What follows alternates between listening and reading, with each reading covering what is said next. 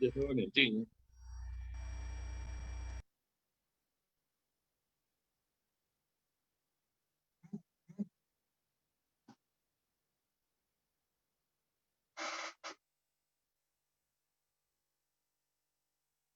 Bien, muy buenas noches, señoras y señores. Bienvenidos a otra edición más de este programa que hacemos semanalmente los miércoles a partir de esta hora, de las 9 de la noche o 9:02, para conversar desde el partido de Evolución sobre los temas de actualidad, los temas importantes, pero vistos desde la perspectiva de las 5 reformas. Porque hoy hay problemas muy graves. Pero el tema de discusión de los medios de comunicación o los políticos es si el dióxido de cloro o es lejía o no es lejía, y ahí se han quedado y nos ponen el dedo para tapar el sol y para que no veamos las cosas. Nosotros queremos ver las cosas y que ustedes vean las cosas. Por eso hay 4 puntos que vamos a tratar hoy.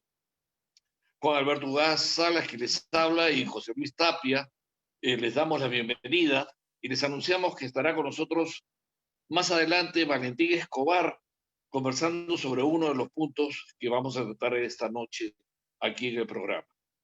Eh, Esto es importante, mucho más importante que hablar del dióxido de cloro. Los ingresos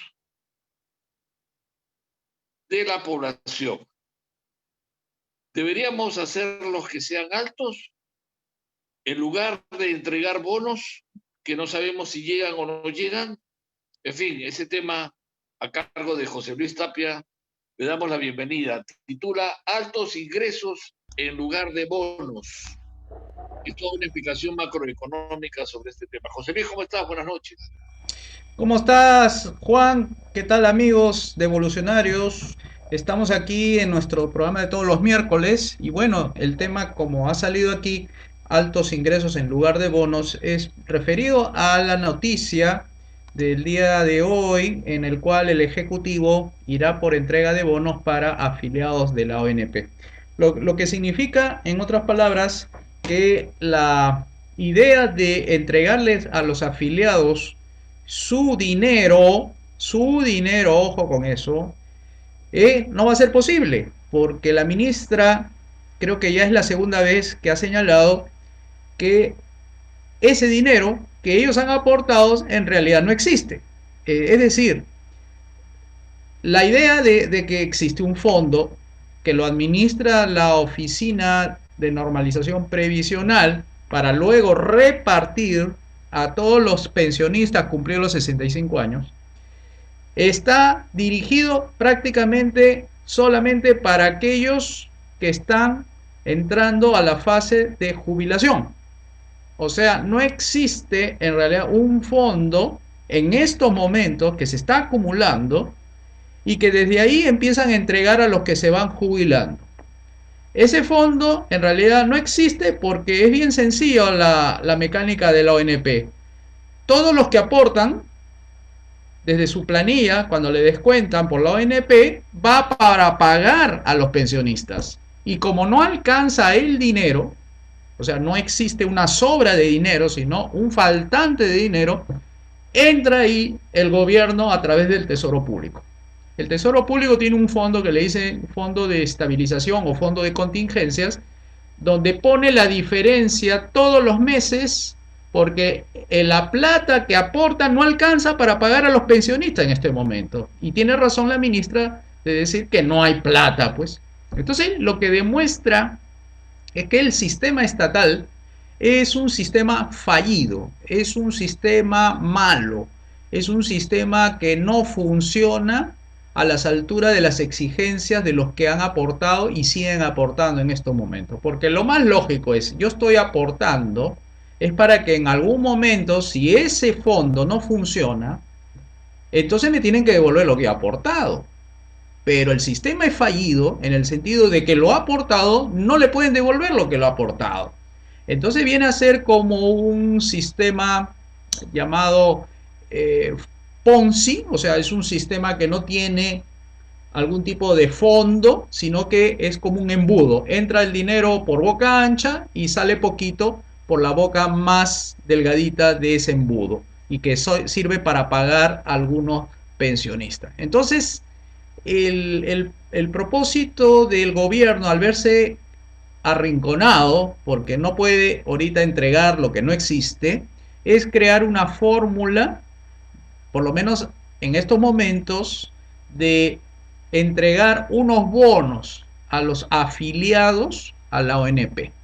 Ustedes saben que los bonos son por una única vez, a veces son por 2 veces al año. El asunto es que es un dinero que no va a ser permanente. Así como los retiros de la AFP se sacan por una vez y no se saca permanentemente, igual es en la ONP, pero este le llama bonos. En el caso de la AFP es distinto, porque la AFP es un descuento que va a tu cuenta individual, y esa cuenta individual lo suma con otras cuentas individuales que realiza la AFP, pues son 4 nada más las que hay, y juntan para invertirlo en instrumentos financieros, ¿no? Entonces, cuando hay ganancias de ese instrumento financiero, recién recuperan el dinero y lo depositan en cada cuenta de los aportantes en el sistema privado de pensiones. Y ese aporte se ve acrecentado por los intereses que ganaron por esa inversión que realizaron las AFPs. En el sistema de la ONP no hay inversión. No hay dinero donde se invierte. Simplemente el dinero sirve para pagar a los pensionistas actuales y los que van a entrar a ser pensionistas una vez que cumplan los 65 años. Entonces, el sistema en la ONP ha sido un engaño, ¿no? Ha sido un engaño porque los pobres aportantes de la ONP reclaman su dinero y no le pueden devolver. Entonces el gobierno tiene por lo menos en este momento, una estrategia de salir del problema, dándole unos bonos. Ahora no sabemos cuánto van a ser los bonos. Lo que sí sabemos es que esto tiene un costo. Nada es gratis. Y cuando nada es gratis, ¿quién paga la diferencia? Tú y yo. Ustedes y nosotros. Es decir, los peruanos todos pagamos las fallas del Estado. Y esta falla del Estado no lo pagan quienes administran el gobierno. Es decir, no lo pagan porque, a pesar de que no hacen buena gestión, no pagan con sus bolsillos las personas. Las que me refiero, las que gobiernan. Entonces no cuidan lo que no es suyo. Si uno cuidara lo que es suyo, no harían estas cosas, ¿no? Entonces, esta propuesta de devolver a los afiliados creo que va a estar descartada. Porque hay muchos proyectos de ley que están en el Congreso que piden que se le devuelva el 100% de lo que ha aportado. Y ya han dicho que no existe ese dinero. Entonces, ¿qué va a devolver? Bueno, no tiene forma de devolver lo que no existe. Entonces, la fórmula es la entrega de bonos. Eso por lo menos hasta ahora es lo que se propone, y también hay otros proyectos de ley por el lado del en el Congreso de este grupo del Podemos y AEPP, o sea, Alianza para el Progreso, donde piden que se le entregue también el 100% para aquellos que han aportado, los que no han aportado durante un año. El 100%. ¿Qué significa el 100%? Que una persona que durante un año ha demostrado que no ha aportado nada, esa persona retira lo acumulado en su cuenta. El 100%. ¿Qué significa en términos prácticos que las personas pidan el 100% de la devolución de su fondo para aquellos que no cumplieron con aportar durante un año? Esos son uno de los proyectos que parece que tiene algo de respaldo de las bancadas, porque es una medida popular.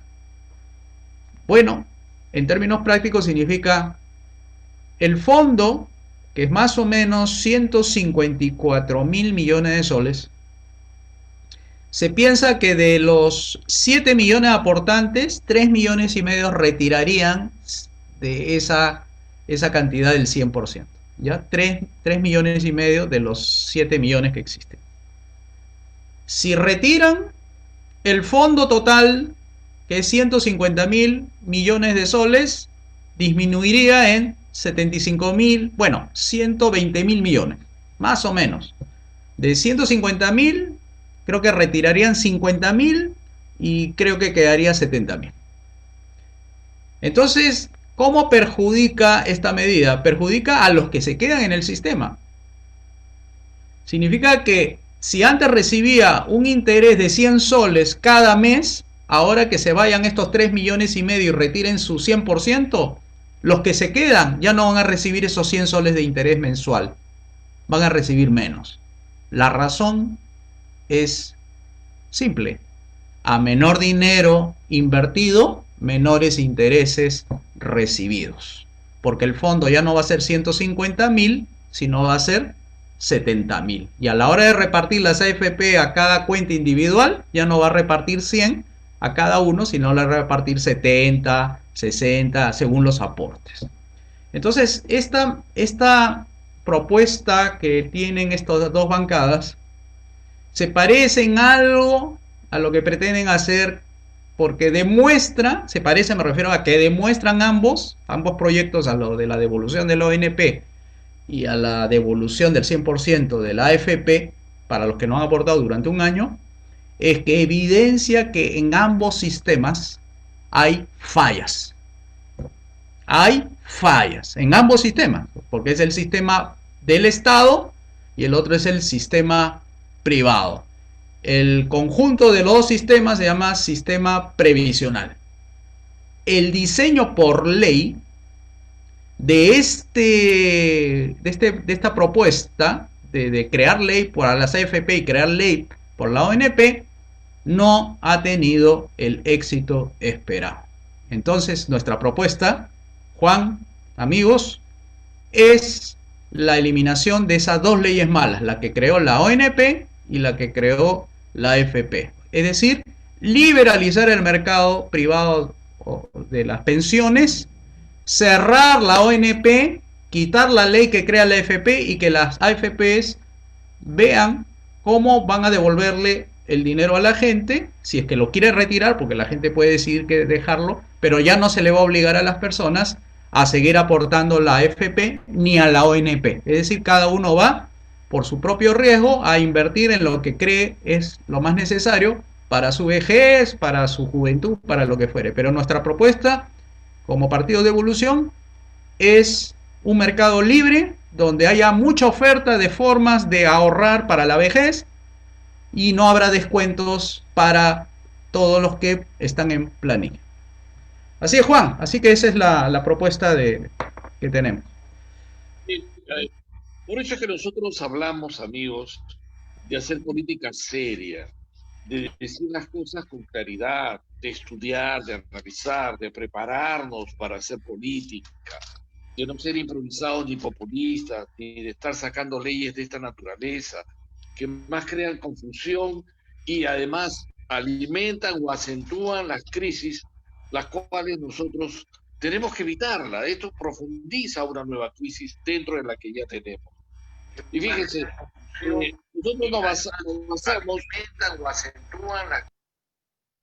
Bueno, nosotros nos basamos en la Biblia, que creemos que es un libro importante, indudablemente, porque también es un libro político. Y en Deuteronomio, capítulo 1, versículo 13, Dios dice: dadme de entre vosotros, de vuestras tribus, varones sabios y entendidos y expertos, para que yo los ponga por vuestros jefes. O sea, gente preparada que pueda dirigir. Por eso los invitamos a ver el siguiente spot. Sí que está listo ya, José Luis, para que lo vean, donde los invitamos a que ustedes sean esa gente preparada que participe en la construcción de este partido, que es el Partido de Evolución, y que pueda hacer las 5 reformas que necesita el país. Vamos a ver si ya lo tenemos.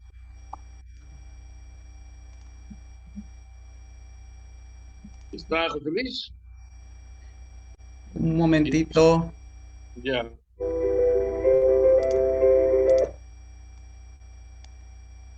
Si no, lo preparamos para después.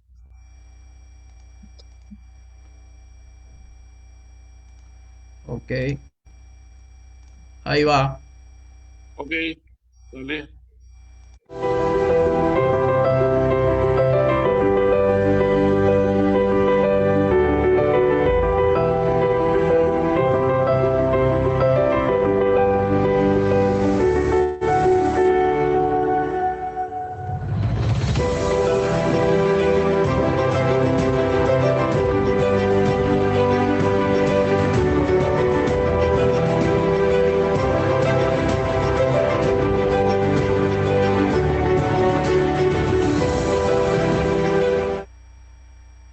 Bien, ese es el mensaje que invita a que ustedes participen con nosotros en la creación de este partido, en fortalecer con la militancia y en también capacitarse para liderar un país que necesita hacer las 5 reformas. Vamos con el siguiente tema. Ingresos de las familias caen a la mitad. Y caen a la mitad justamente porque los que dirigen el Perú es gente que no está preparada para liderar el país. Adelante, José Luis. Sí, efectivamente, estamos viendo una dramática situación de las empresas de tamaño micro y de pequeña empresa. Esto nos revela una situación que no lo quieren tocar ahorita los medios de comunicación, sino que sale por internet. Y es el titular del diario La República, donde señala que el ingreso de las familias cae a la mitad y golpean a las MIPES. Lo que significa es que un componente importante de la sociedad, es decir, cerca de 7 millones de familias estarían afectadas por esta cuarentena, repito, cuarentena y no la enfermedad. Porque si sacamos cuentas, la cantidad de personas que están enfermas han sido 400.000, o sea, han hecho cuarentena en algún establecimiento hospitalario, 400.000. La fuerza productiva, la que trabaja, la que hace estas tareas de administrar estos negocios pequeños o micro negocios, son 16 millones. De esos 16 millones, la fuerza productiva que se ha enfermado son 400.000, que viene a ser el 2%. Entonces no es la enfermedad que ha llevado a las familias a que pierdan la mitad de sus ingresos y que hayan golpeado las MIPES. No es la enfermedad, es la cuarentena. Y a eso hay que agregarle, y Juan me va a acompañar en la explicación, que esta cuarentena que ha sido por fases, es decir, han restablecido, como dice el primer ministro, hemos liberado por fases a los negocios, es la que ha hecho que retarde la reapertura de los negocios y además la nueva fase, la que ha impedido que se restablezca la mano de obra, las inversiones y los negocios a la velocidad que se necesita para que los ingresos no caigan. Es la cuarentena, son las medidas de la fase 1, fase 2, fase 3, fase 4. Y ahí, a esto hay que añadirle la orquesta política, mediática, que ha contribuido a infundirle miedo a las personas de tal manera de que los consumos necesarios para sostener a los negocios ha caído. Esto lo voy a poner en otras palabras. No ha funcionado el plan reactiva, porque los créditos concedidos han sido inefectivos. O sea, se le ha dado crédito a las microempresas, a las pequeñas empresas, y que estas han invertido, o sea, han puesto de nuevo, han pagado planilla, las deudas que tenían arrastrando, y cuando se ponen a vender, no tiene la respuesta del mercado. La gente no está comprando en las cantidades que justifiquen la inversión que han realizado, el endeudamiento que se han dado con las cajas municipales, que son las que sostienen a estas pequeñas empresas. Entonces la gente no está saliendo a comprar, no, o está consumiendo lo mínimo, tiene miedo de salir a contagiarse, y encima la propaganda del gobierno, acompañado de los medios de comunicación, es que todos los días cuentan muertos y que todos los días le dicen a las personas no salgan en sus casas, el domingo quédese, y es un pánico que ha retardado el consumo y la gente no está saliendo libremente porque el gobierno saca los tanques a las calles y asusta a las personas y cree que la situación está como en marzo. Juan, la perspectiva política que hay sobre este tema, por favor, explícalo. Sí, acá es una cosa que tenemos que entender. Eso pertenece a un gran ensayo de lo que ellos llaman el nuevo orden mundial, pero que nosotros los 5 reformistas lo llamamos la Quinta Internacional Comunista.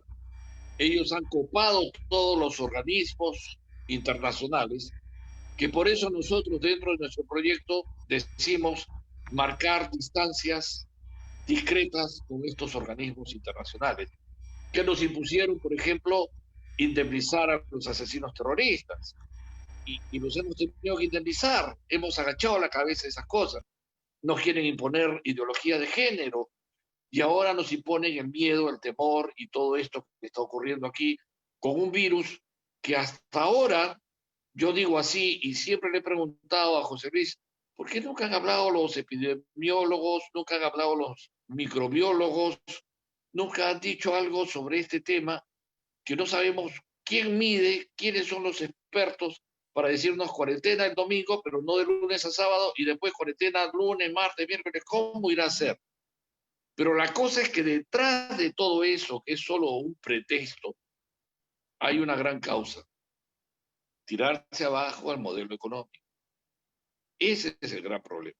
Y ya lo dañaron, en nuestro país la economía, y tenemos 9 millones de desocupados nuevos. ¿Qué va a pasar con esta gente? Ese es el gran problema. Para nosotros la salida son las 5 reformas y liberalizar el mercado.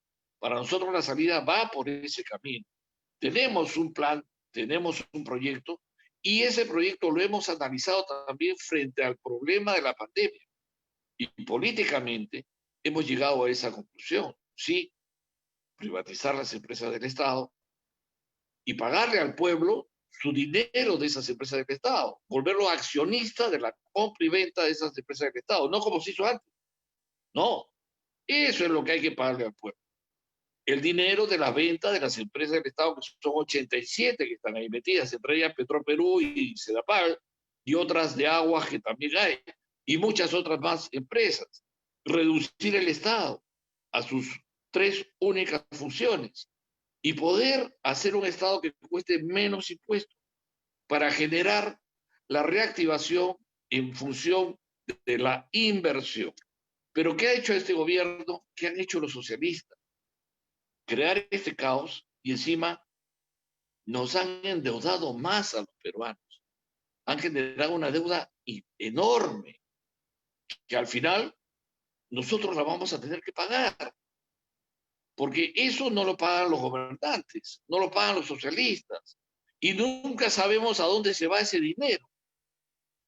Los únicos que han logrado privilegios con esta crisis son los entornos familiares de los políticos del entorno que está en el trono, que está en el poder, ¿no? El esposo de aquí, la mujer de allá, el cuñado de aquí, el sobrino de allá, todos están viviendo del gran negocio familiar que se llama Estado socialista.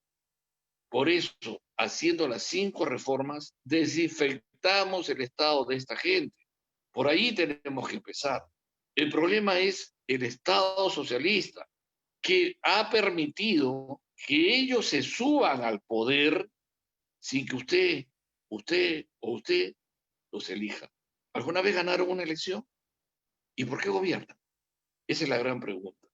Y es así como lo vemos nosotros, esta crisis de esta pandemia, que más suena a una intención oscura detrás de ella que una verdadera situación médica o sanitaria que no han tenido nunca la intención de resolverla. No recibieron donaciones de oxígeno, no hicieron nada por establecer la vía olímpica, ya estamos en 160 días, creo. No pasó nada, no hicieron la logística que debieron hacer, pero ya se metieron en nuevas deudas. Y ese es el tema que ahora vamos a hablar con José Luis Tapia, que el gobierno nos está endeudando a los peruanos.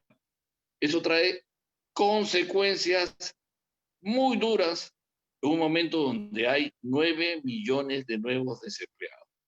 A ver, José Luis, explícanos esta parte donde el gobierno endeuda a todos los peruanos. Te escuchamos. Salió una nota también en el diario Gestión, donde utilizará, dice, una línea de crédito de 6.250 millones para gastarlo en la lucha contra esta pandemia.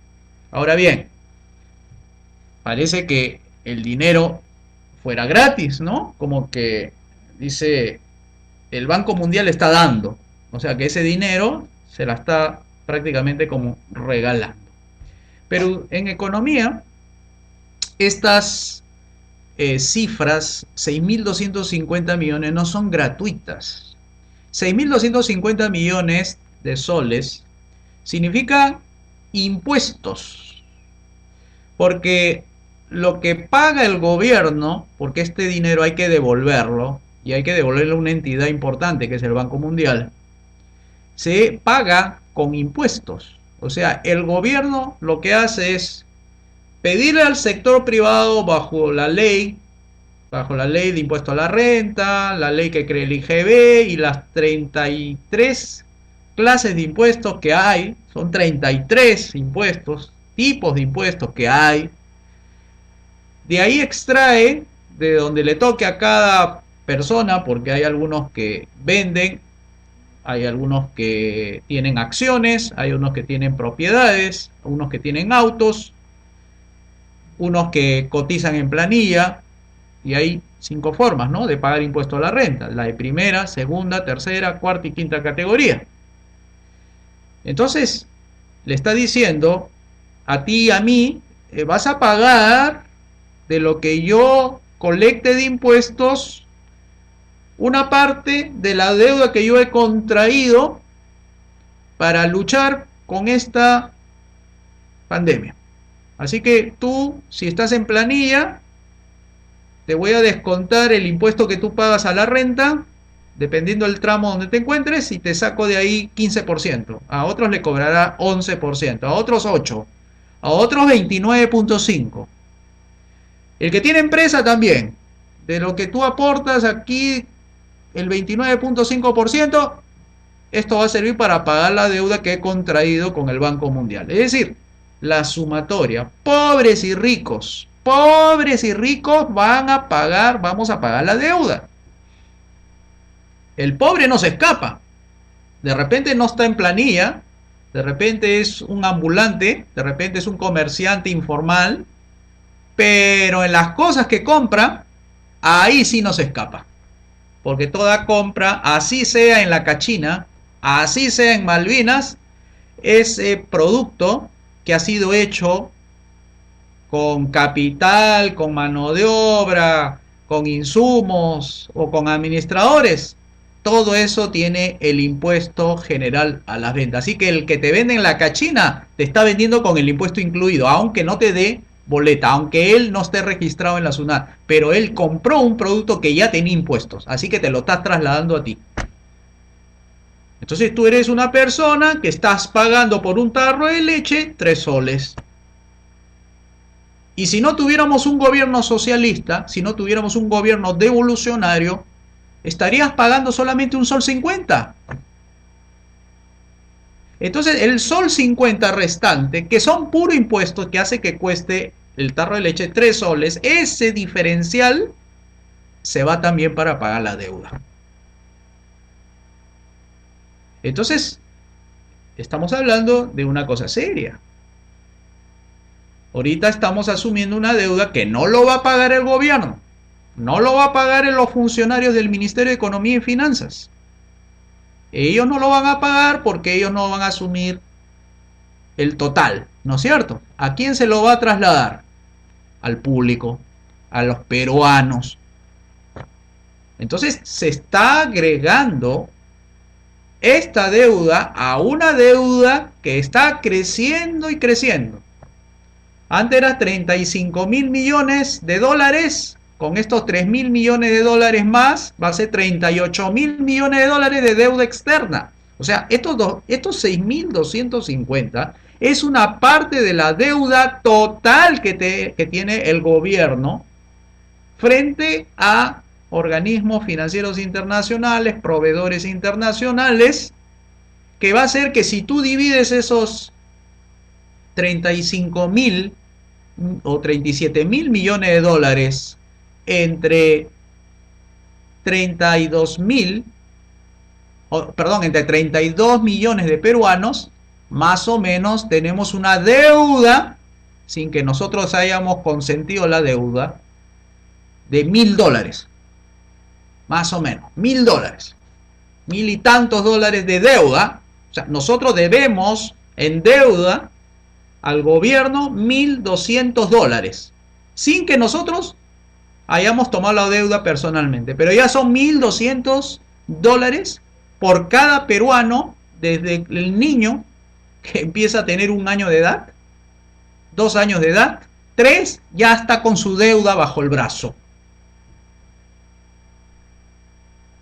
¿Y cuál es la idea del gasto? Dice para financiar. Ustedes saben que el gobierno, cualquier gobierno, no solamente este, cualquier gobierno, cuando realiza un gasto, ¿saben cuánto se le va en solamente gestionar el gasto? O sea, porque tiene que haber personas que gestionen este financiamiento. Alguien tiene que hacerse cargo de cómo destinarlo. Y esto va a los ministerios, porque no solamente el único que combate una pandemia es el Ministerio de Salud, también lo hace el Ministerio de Educación y el Ministerio de Defensa, y todos los ministerios están involucrados, porque así está empeñado el gobierno en luchar contra esto. 73% de todo lo que ingresa al tesoro público se va en gasto corriente. Gasto corriente significa sueldos y salarios y sus escritorios, carpeta, luz, agua, teléfono, todo lo que necesita un burócrata del gobierno para poder gestionar este gasto, o sea, para poder asignarlo. Vamos a comprar medicinas, vamos a comprar camas, necesitas pagarle a personas. Bueno, el 73% de esta cantidad, de estos 6.200 millones, el presupuesto total se le va en burocracia. Lo que quiere decir es que al final un 28% quedaría para efectivamente comprar máquinas, equipos, camas, remodelar hospitales, etcétera. O sea, el 28%. Y el Contralor hace casi 1 mes o 2 meses dijo: en el presupuesto público el 15% se va en corrupción. O sea, el 15% del PBI es corrupción. Y en otras palabras, ese 28%, como es corrupción, no va a sus fines para lo cual ha sido creado o recolectado el impuesto, se va para otros fines que son particulares por lo general, y también lo de los funcionarios públicos, lo cual quedaría más o menos en 11% el total del cual dispondría el gobierno para hacer compra de activos, compra de tanque de oxígeno, más camas, más hospitales, construir, etcétera. O sea, solamente el 11%. Esto lo pueden revisar en el presupuesto público. Fíjense en gastos corrientes y gastos de capital. Y ustedes hacen una división simple, sumen el gasto corriente, el total, y divídanlo sobre el, el presupuesto público. Y le va a salir el porcentaje, cuánto se va del dinero que damos en burocracia y sus gastos que tiene que incurrir para hacer gestión, o sea, para que esos 6.250 millones se convierta en productos o servicios que necesita para combatir esa pandemia. Entonces, estamos frente prácticamente a una inutilidad de los 6.250 millones porque gran parte de ese gasto se va a ir en burocracia, etcétera. Está así la cosa, Juan, así de no tan bonita, ¿no? Lamentablemente, tampoco tenemos recaudación. ¿Cómo están las empresas? Las empresas no están pagando, las empresas no están cobrando facturas, no están facturando. Y es más, han tenido que bajar sus precios. Hay una especie de inflación en el mercado. Y si bajan sus precios, también baja lo que recauden de impuestos, si es que venden. Entonces, ahí hay un problema tremendo donde uno dice, esto nos va a traer peores consecuencias. El problema es el Estado.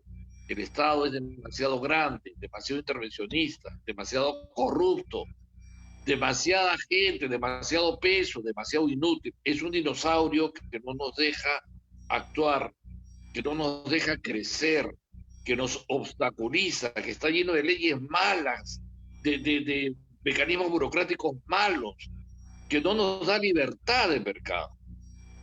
Ese es el problema. Hay que reformar el Estado y además está lleno de comunistas por todos lados. Ellos, desde Velasco viene este Estado, desde Velasco. Y ellos vienen viviendo de la teta del Estado desde Velasco. Y todo esto, la deuda, los impuestos, ¿quién se beneficia más? ¿El pueblo? ¿Nosotros? Nos exprimen a nosotros. Es muy fácil hacer una deuda que la pague otro, ¿no? O sea, yo hago la deuda, yo firmo la deuda, pero que la pague otro. Eso es facilísimo. Y ese otro somos todos los peruanos. Y ese es el tema que a nosotros nos preocupa, mientras que los medios están hablando del dióxido de sol. Bueno, hay otro tema más también. Para eso hemos invitado a Valentín Escobar. Él es un especialista en transporte. Valentín, ¿cómo estás? Buenas noches. Si puedes poner tu imagen y poner tu micrófono, estamos contigo vía Zoom. Y vamos a hablar con Valentín sobre el problema de las empresas privadas de transporte. Él es una persona especialista en este tema y que nos va a conversar. ¿Cómo estás, Valentín? Buenas noches. Nos va a conversar este cuarto punto de esta noche y sacaremos conclusiones escuchándolo a él, que conoce bastante sobre el transporte de pasajeros. ¿Cómo estás, Valentín? Tu tema es: peruanos subsidian a empresas privadas de transporte de pasajeros. Así salió un titular. ¿Qué tal? ¿Cómo estás, Juan Alberto? Muy buenas noches. José Luis, muy buenas noches. Gracias por la oportunidad que me brindan. Bien, en esta oportunidad quiero primero hacer una estadística que está debidamente sustentada por la CEPAL, la Comisión Económica para América Latina y el Caribe, en un informe del 20 de noviembre del año 1989, cuando existía Enatru Perú, empresa estatal o empresa del Estado que finalmente fue vendida en el gobierno de Alberto Fujimori. Yo quiero tomar este cuadro como ejemplo. Miren, en ese tiempo existía, voy a tomar 3 empresas. Enatru Perú, la empresa de transportes Lima Metropolitana de propiedad social, la empresa San Miguel y el Pacífico. Si bien Transporte Lima Metropolitana recibía un subsidio del Estado para comprar unidades, o sea, el Estado le prestaba dinero y luego la empresa progresivamente pagaba. En su cuadro comparativo que hace la CEPAL, nos da unos datos interesantes, que a pesar que estas empresas eran, llamémosle, cooperativas socialmente creadas por trabajadores, tenían algo de ganancia, ¿no?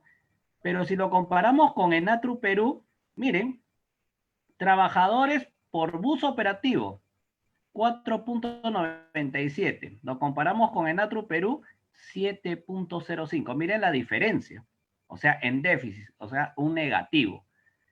Si lo comparamos en disponibilidad de buses que el Estado compraba, 0.86 y Enatru Perú tenía una diferencia de 0.82. Y lo más importante, trabajadores, planillas, que es lo que más importa muchas veces. Por acá está el cuadro.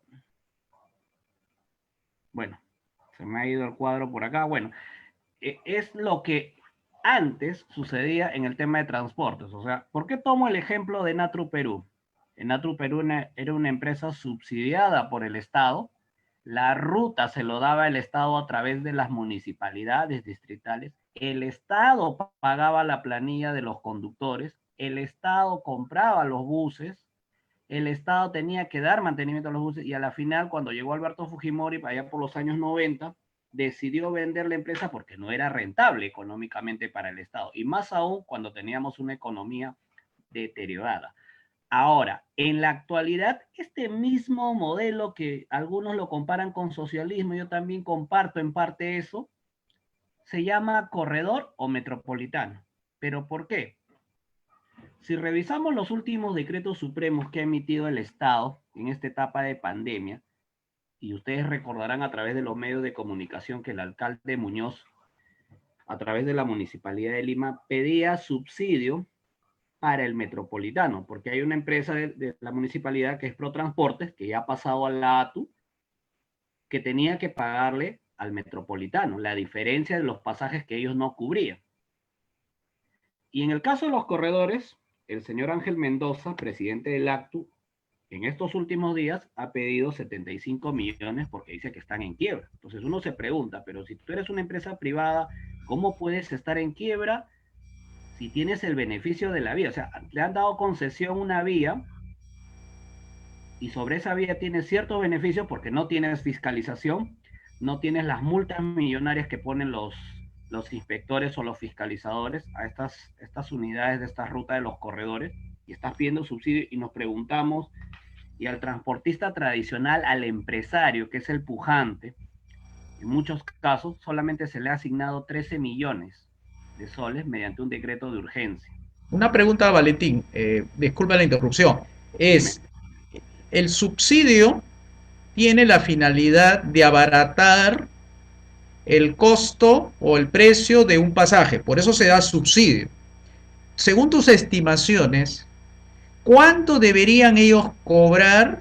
Más o menos, haz una estimación, no digo que seas categórico, pero una estimación de si no se les daba subsidios a estas empresas de transporte llamados corredores morado, rojo, azul, etcétera, ¿cuánto deberían cobrarle al público como una tarifa real de mercado con sus ganancias incluidas? Bueno, de acuerdo al contrato que ellos tienen, que hicieron con la Municipalidad de Lima, ellos no deben pasar de 2 soles a 2 soles 50. Por eso que en la actualidad cobran 1 sol 50, en algunos casos cobran 1 sol 80. Pero, o sea, 2 soles 50, ¿no? 2 soles 50, amigos. 2 soles 50 debería ser el precio normal. Ok, sigue, Valentín. Claro, pero hay que tener en cuenta, solo el transporte formal o tradicional que ustedes conocen se le ha destinado 13 millones para poder cubrir este subsidio por la época de la pandemia. Es una excepción que se ha hecho. Pero en el caso del metropolitano se ha asignado 14 millones, 5 millones, 25 millones, 50 millones, se le ha asignado al metropolitano. Y se le va a seguir asignando porque antes de la pandemia la propia Municipalidad de Lima hacía los pagos respectivos de las diferencias. Por eso es que había una guerra entre el transportista tradicional y el metropolitano, porque tenías que limpiar la vía para que el metropolitano pueda cubrir la demanda. ¿Y cómo se cubría la demanda? Todos ya conocen, un bus lleno de personas, incomodidad total. Y no hay la oferta, porque uno dice, prefiero ir en un bus lleno o en un bus cómodamente sentado. ¿Cuánto sería, perdón, Valentín, ¿y cuánto sería el subsidio por cada pasajero? Bueno, teniendo en cuenta que ahora solamente los buses pueden llevar la capacidad de pasajeros sentados, estamos hablando de un 25% a 30% de costo por unidad que se tiene que cubrir, porque acuérdate que los buses no pueden llevar pasajeros parados, solamente sentados. Si un bus, estamos Ya. hablando de 40 pasajeros sentados, y normalmente lleva 70, porque eso es lo que dice el metropolitano, capacidad total 70, en algunos buses, estamos hablando de una diferencia entre 40 y 70, ¿cuántos pasajeros tenemos ahí? Y lo más dramático en el Estado, en este caso el ATU, no hay estimaciones económicas exactas. Porque, ojo, yo te hablo de 13 millones que le han dado al transporte tradicional, que viene a ser 70 céntimos por kilómetro recorrido. De las más de 300 empresas, el ATU se ha pronunciado y ha dicho que solamente son 100 empresas que han cumplido los requisitos para poder obtener este beneficio subsidio económico. Pero Ya, pero a ver, ¿cuánto es el pasajero? ¿Cuánto se le está subsidiando? ¿Cuánto del pasaje se le está subsidiando? no hay una estimación exacta porque ellos sacan su cuenta en base a kilómetro recorrido. Pero hagamos una estimación para que la gente de a pie te entienda, porque como tú estás involucrado en el tema del Claro, transporte, entonces hay muchas cosas que las personas desconocen y para que se pongan en auto no te van a entender así de buenas. Pero sí lo que estamos hablando es el tema de los subsidios. O sea, aquí cualquier pasajero debería estar pagando una cantidad. ¿Cuánto es lo que el gobierno le está subsidiando a estas empresas para que operen? Y cada pasajero, ¿cuánto debería pagar y cuánto se le está subsidiando? Para que sepa la gente. los mismos operadores del metropolitano indicaron el precio de 5 soles aproximadamente por pasaje. Pero eso es lo que no paga el usuario. El usuario está pagando un promedio de 2 soles O sea, 50. el pasaje debería costar entonces 7 soles, ¿a eso te refieres? Aproximadamente eso es lo que ellos indicaron. Ellos mismos han indicado, Ajá. ¿no? Tomen nota, queridos amigos, fan de Evolucionario. Un pasajero debería pagar realmente 7 Entre soles. 5 soles y 7 soles. Es más o 5 menos lo soles, que... 7 soles. Ya. Ahora, el gobierno está asumiendo la diferencia y está dejándolo a un sol 50 en teoría, ¿no? Claro, pero hay que añadir a eso que se sigue pidiendo plata. Por eso le decía que ahora se ha pedido 75 millones. Esto todavía no ha sido aprobado, pero están pidiendo para los corredores, porque se están declarando de que tienen pérdidas desde el mes de marzo en este tema. Ya, entonces Es- queda claro que lo que están pagando en realidad es una tercera parte de lo que debería estar pagando una persona. Y no sabe, y permíteme una interrupción pequeñita nada más para aclararle, y no saben que la gente está pagando un sol 50, pero ¿de dónde sale la diferencia para pagarle al transportista para que pueda brindarle el servicio? De sus propios bolsillos. Eso es lo que no sabe la gente. El subsidio sale de su propio bolsillo por cada cosa que compras o tus ingresos te descuentan por impuesto a la renta o por cualquier otro concepto de impuesto. Es decir, no es gratis el subsidio sale de tus bolsillos y se lo están dando a un transportista que dice que te va a cobrar un sol 50, pero para eso te han sacado plata para darle al transportista, ¿no?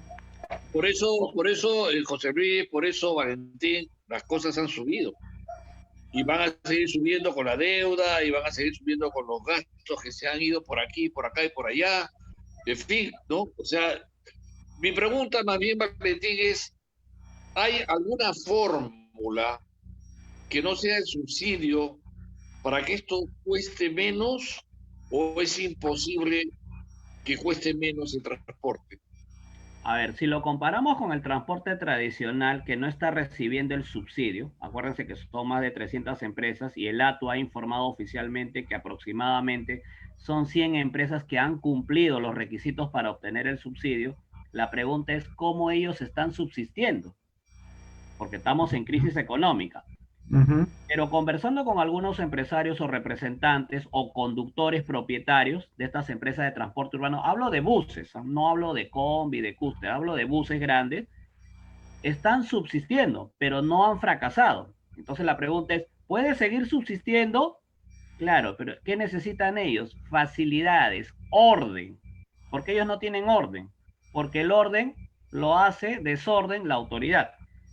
Entonces ellos no pueden trabajar tranquilo porque, un ejemplo, el Ministerio de Transportes y Comunicaciones, que es el órgano rector en materia de transportes a nivel nacional, a través de un decreto supremo, saca una tabla de infracción que sanciona al conductor o a la empresa que no cumple los lineamientos sanitarios.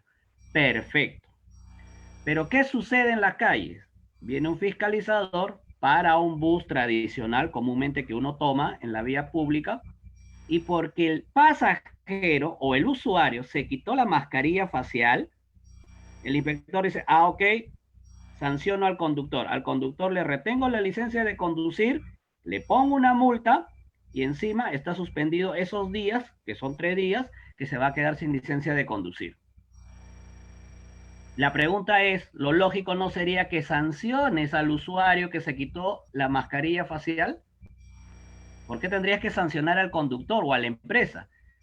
Si el momento que subió el pasajero subió con su mascarilla facial. Pero si se sentó en el bus y se lo quitó por X motivo, ¿por qué tendrías que sancionar? Entonces, ese desorden que crea la autoridad es lo que le ocasiona pérdidas a ese transportista pujante. Otro ejemplo, Distrito de La Molina, donde yo mayormente transito. Hay operativo de inspectores para taxis, para transporte público, mototaxis o camiones. Pero viene el corredor y es el rey de la vía. Él pasa de frente. A él no lo fiscaliza si está llevando exceso de pasajeros, si él está llevando a todos los usuarios con mascarilla facial. No lo fiscaliza. Entonces, ellos tienen más beneficios que el transportista tradicional. Y ese mecanismo de recaudación a través de las sanciones se vuelve más evidente cuando el Estado destina partidas económicas al ATU por 50 millones, 60 millones por acá. Aparte del subsidio, más millones le dan. Burocracia, porque estás pagando burocracia. Como has absorbido todo el tema de transporte de la Municipalidad de Lima, toda la burocracia de la Municipalidad del Callao, y dices que vas a ordenar el transporte, y lo que haces es, en su gran mayoría, desordenar. Yo les doy un ejemplo. En el año 2012 se estableció que el vehículo de taxi iba a tener un color. Desde ese año, desde la época de Susana Villarán, se viene discutiendo no el color, sino cuándo se aplica el color al vehículo de taxi. Y mientras buscaron qué color determinar, cuándo normar, desde cuándo comenzaban a exigir, que ponle la franja de cuadritos amarillo con negro, porque si no la pones, te sanciono. Oiga, Valentín, pero quería preguntarte, si yo dolarizo el pasaje que estamos hablando, el del transporte morado, este corredor, saldría más o menos con el subsidio a tipo de cambio $2.13, ¿ya? Y en el transporte, el que tú hablas, el transportista, digamos así, que no recibe subsidio, el tradicional, sale 0.43 centavos de dólar. Mi pregunta es, ¿tú tienes conocimiento si dolarizado comparativo con otros países estamos por encima o por debajo de los precios de otros países? No, esa información no la manejo. Sería bueno, claro, sería bueno investigar para ver si nuestro transporte está siendo eficiente o ineficiente. Que la tendencia es a ser ineficiente por el tema del orden de tráfico que tú estás señalando. Pero el tema es que ustedes, los que conocen el transporte, saben que ahí hay 3 autoridades. Para ti, ¿cuál de estas 3 debería ser el que debería dirigir el orden del tránsito en Lima y en las demás provincias? Bueno, con los nuevos cambios normativos, como le dije, el Ministerio de Transportes y Comunicaciones vendría a ser el órgano rector y el ATU tendría que ser la autoridad autónoma para Lima y Callao en todos los temas, sea tema de tránsito y sea tema de transporte, pero acá se han dividido las funciones. Transporte lo ve el ATU, y el manejo de la ciudad de la vía lo sigue viendo la Municipalidad de Lima. Entonces no hay una compenetración de la autoridad para que pueda manejar y ejercer al 100% a cabalidad ese orden. Y dentro de ese desorden se generan muchos factores más adicionales, que son costos para el Estado, indirectamente. Ya, pero a ver, resumiendo entonces, porque el tiempo ya se nos está yendo, ¿tú crees que los que están sobrando en la gestión del o mejor dicho, en la gestión del orden del transporte son el ATU, o sea, la autoridad creada esta de transporte urbano, y el Ministerio de Transporte. Y quien conoce mejor el tránsito es la policía. O sea, de esas tres autoridades, por su propia experiencia, naturaleza, la policía debería ser o no debería ser la entidad que la Policía Nacional de la División de Tránsito debería ser la encargada de la fiscalización, porque son las personas más capacitadas que reciben una capacitación, por eso son de tránsito. Lamentablemente, la función de fiscalización la cumple cualquier persona que tenga un título de bachiller, que le dan una charla de un par de horas, le dan un documento y lo mandan a la calle a sancionar. Ese es el objetivo. Ya, y en los Estados Unidos, ¿cómo es la gestión del tránsito en los Estados Unidos? ¿Cómo es? Bueno, allá hay al igual que Estados Unidos y otros países de economía libre, de libre mercado, si tú cometes una infracción en la vía, el que te sanciona es el policía de tránsito, ¿no? Lo que lo conocemos acá con la policía de tránsito. Pero si tú consideras que esa infracción está mal impuesta, tú te vas a la vía, vamos a decirlo para que me entiendan acá, a la vía judicial. Y es el juez el que determina, si tú tienes medios probatorios y demuestras que ha habido un exceso, pues el juez va a sancionar al policía, ¿no? Y obviamente te va a anular la infracción.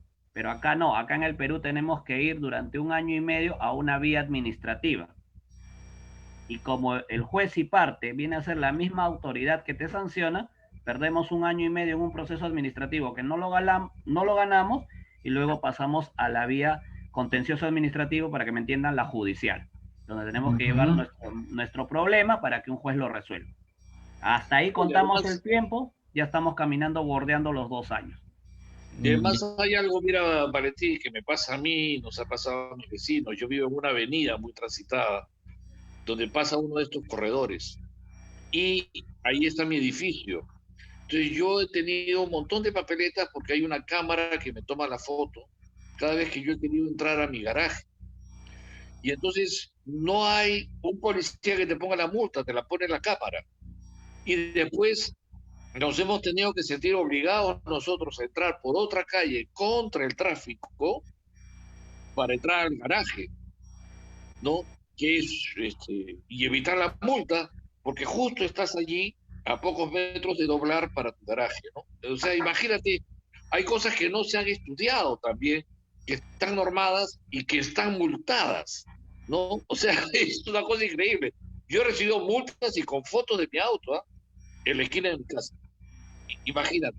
O sea, no sé, yo no sé quién prepara esto, quién lo analiza, cómo lo hace, a dónde discutir, y prácticamente uno dice ya pago y evito perder mi tiempo, porque lamentablemente el Estado es una pérdida de tiempo. Oye, Valentín, ha sido muy interesante escucharte. Creo que el tema se quedó allí. Sí. En el tintero hay muchas cosas para hablar. Las preguntas creo que van a ser mucho más. En algún momento tendremos que darle un capítulo segundo a esta charla, donde has demostrado tener mucho conocimiento del tema.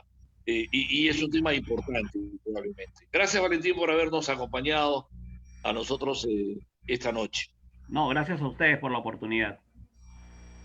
Ok, José Luis, creo que ya estamos cerrando el programa de hoy. Le agradecemos a nuestros amigos por estar con nosotros. Compártanlo, hagan de difusores del trabajo que hace el Partido de Evolución. Muchas gracias.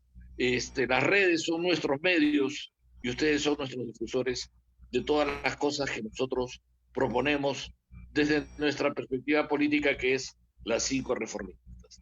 Gracias, José Luis. Buenas noches.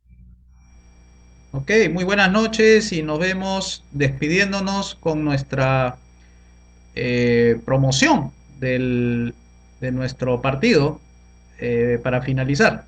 Vamos a colocarlo para ponerlo y difundir este video promocional del Partido de Evolución.